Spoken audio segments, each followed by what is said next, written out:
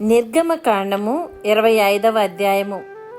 యెహోవా మోషేకు ఇలాగు సెలవిచ్చెను, నాకు ప్రతిష్ఠార్పణ తీసుకుని రండని ఇశ్రాయేలీయులతో చెప్పుము. మనఃపూర్వకంగా అర్పించు ప్రతి మనుషుని యొద్ద దాన్ని తీసుకొనవలెను. మీరు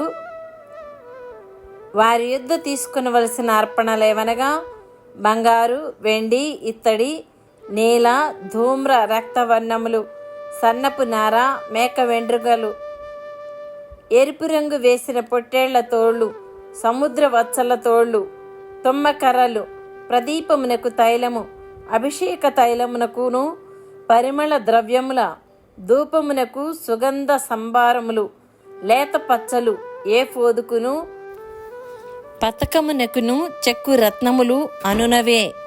నేను వారిలో నివసించున్నట్లు వారు నాకు పరిశుద్ధ స్థలమును నిర్మింపవలెను. నేను నీకు కనపరచు విధముగా మందిరము యొక్క ఆ రూపమును దాని ఉపకరణములన్నిటి రూపమును నిర్మింపవలెను. వారు తుమ్మకరతో ఒక మందసమును చేయవలెను. దాని పొడుగు 2 మూరలున్నర, దాని వెడల్పు 3.5, దాని ఎత్తు 3.5. దాని మీద మేలిమి బంగారు రేకు పొదిగింపవలెను. లోపలను వెలుపలను దానికి పొదిగింపవలెను. దాని మీద బంగారు జవను చుట్టూ కట్టవలెను.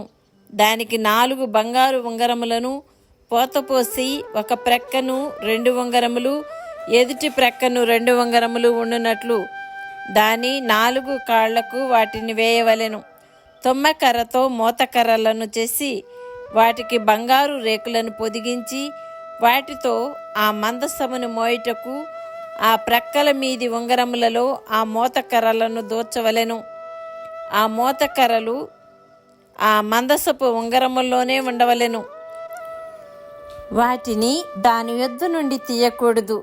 ఆ మందసములో నేను నీకిచ్చు శాసనములను ఉంచవలెను. మరియు నీవు మేలిమి బంగారుతో కరుణాపీఠమును చేయవలెను. దాని పొడుగు 2 మూరలున్నర, దాని వెడల్పు 3.5, మరియు 2 బంగారు కెరూబులను చేయవలెను. కరుణాపీఠము యొక్క 2 కొనలను నకిషి పనిగా చేయవలెను. ఈ కొనను ఒక కెరూబును, ఆ కొనను ఒక కెరూబును చేయవలెను. కరుణాపీఠమున దాని 2 కొనల మీద కెరూబులను దానితో ఏకాండముగా చేయవలెను. ఆ కెరూబులు పైకి విప్పిన రెక్కలు గలవై కరుణాపీఠమును తమ రెక్కలతో కప్పుచుండగా వాటి ముఖములు ఒండొంటికి ఎదురుగా ఉండవలెను. ఆ కెరూబుల ముఖములు కరుణాపీఠము తట్టు ఉండవలెను. నీవు ఆ కరుణాపీఠమును ఎత్తి ఆ మందసం మీద ఉంచవలెను. నేను నీకిచ్చు శాసనములను ఆ మందసములో ఉంచవలెను.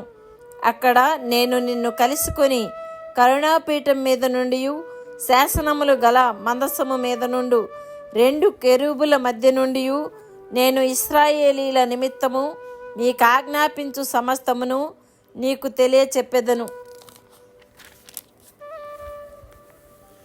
మరియు నీవు తుమ్మకర్రతో ఒక బల్ల చేయవలెను. దాని పొడుగు 2 మూరలు, దాని వెడల్పు 1 మూర, దాని ఎత్తు 3.5. మేలిమి బంగారు రేకును దానికి పొదిగించి దానికి చుట్టూ బంగారు జవను చేయింపవలెను. దానికి చుట్టూ బెత్తెడు బద్దె చేసి దాని బద్దె పైని చుట్టూను బంగారు జవ చేయవలెను. దానికి 4 బంగారు ఉంగరములను చేసి దాని 4 కాళ్లకుండు 4 మూలలలో ఆ ఉంగరములను తగిలింపవలెను. బల్ల మోయుటకు మోతకర్రలు ఉంగరములను బద్దెకు సమీపముగా ఉండవలెను. ఆ మోతకర్రలు తుమ్మకర్రతో చేసి వాటి మీద బంగారు రేకు పొదిగింపవలెను. వాటితో బల్ల మోయబడును. మరియు నీవు దాని పళ్ళెములను, ధూపార్తులను, గిన్నెలను, పానీయార్పణముకు పాత్రలను దానికి చేయవలెను. మేలిమి బంగారుతో వాటిని చేయవలెను. నిత్యమును నా సన్నిధి రొట్టెలను ఈ బల్ల మీద ఉంచవలెను. మరియు నీవు మేలిమి బంగారుతో దీపవృక్షమును చేయవలెను. నకిషి పనిగా ఈ దీపవృక్షము చేయవలెను. దాని ప్రకాండమును దాని శాఖలను నకిషి పనిగా చేయవలెను. దాని కలశములు, దాని మొగ్గలు, దాని పువ్వులు దానితో ఏకాండమై ఉండవలెను.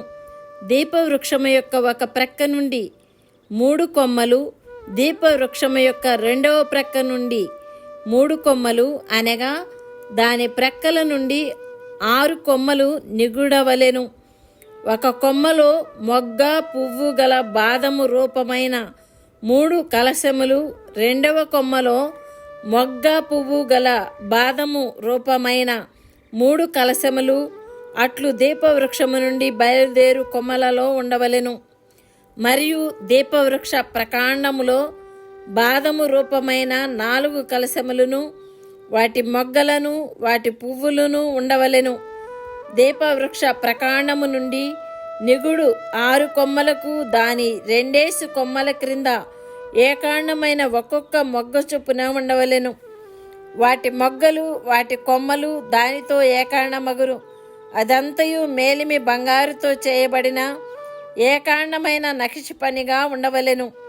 నీవు దానికి 7 దీపములను చేయవలెను. దాని ఎదుట వెలుగిచ్చున్నట్లు దాని దీపములను వెలిగింపవలెను. దాని కత్తెర చిప్పయు మేలిమి బంగారుతో చేయవలెను. ఆ ఉపకరణములన్నీ 40 వీసెల మేలిమి బంగారుతో చేయవలెను. కొండ మీద నీకు కనపరచబడిన వాటి రూపము చొప్పున వాటిని చేయుటకు జాగ్రత్త పడము. ఆమేన్.